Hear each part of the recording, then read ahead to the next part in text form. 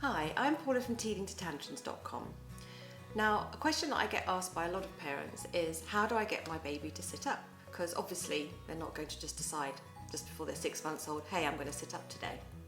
So babies vary a lot in the time that they are ready to start to sit. It could be as early as 4 months and it could be as late as 9 months. Two major things that will decide when your baby is ready to sit are the strength of their upper body, shoulders and neck, also their sense of balance. And those are the things that you have to gradually work on and build up in order to help them towards their final goal of sitting independently. So the first thing that you can do to help your baby on their journey to sitting is introducing tummy time, and this you can do from as early as day one. It strengthens the upper body, their shoulders, their neck muscles, and it is an excellent way to get your baby on track for sitting. If, however, your baby is struggling with tummy time, then check out this video. So moving on from tummy time, the best thing is practice. There are two things that your baby needs in order to be able to sit properly, as I've said before. One is to have the muscle strength, and the second is to have the balance, and that's more brain orientated. And they have to practice both of these functions in order to be able to sit. So when it comes to practice, there are lots of things that you can do. So the most obvious is propping them up. When they're going to be practicing either on the floor or in the corner of a sofa, of course you must always be watching them and always be close by because they will topple. So nice soft mats on the floor, lots of cushions around them. You can even purchase great things like a boppy pillow. They're wonderful for lower back support because your baby learns to sit from the top down. So it's the head muscle, neck muscle, shoulder muscles, then it's the upper body, then it's their core. And those are the sequence of events. So once they've got their head balanced, that's when you know you're ready to start working on the lower muscles and you can start propping them up on pillows. So now when it comes to understanding balance and what the world looks like from a sitting up position, it's quite important that you put your baby in these positions for lengthy periods of time. Say when you're going out for a walk, you can now lift the stroller a bit. That doesn't have to be flat because the brain then gets used to seeing the world from a different perspective. You have to remember your baby's been looking at the world majority of the time, unless you're holding them, looking up or from a lying down position. And it's very important that the brain adjusts to this new position. So give them lots of opportunities to do that.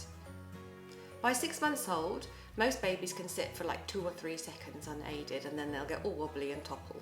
Some can do that beforehand, some can do it later, some for a shorter period of time, some for a longer period of time. It's up to you to judge when your baby's ready. But don't get lulled into a false sense of security that once your baby can sit for a few seconds and you can take the pillows away and everything's going to be fine. The most important thing is that they don't get a fright. You don't want your baby to have an unfortunate topple forward that scares them and then they won't want to be left in a sitting position or propped up or anything. So you need to be close at hand and you need to make it as enjoyable as possible and without any unfortunate events happening. So some other things that you can do are sitting in this position with your baby where they feel safe and you can play with a toy in front of them. This is great for balance training because you can put the toy in front of them and they can lean forward to reach for it, but you're there to make sure they're okay. You can play with the toy, do things with it. You can have the toy on the floor and then bring it up to their eye level, and this will help them to learn how to move their head while they're sitting, and it'll improve their balance hugely.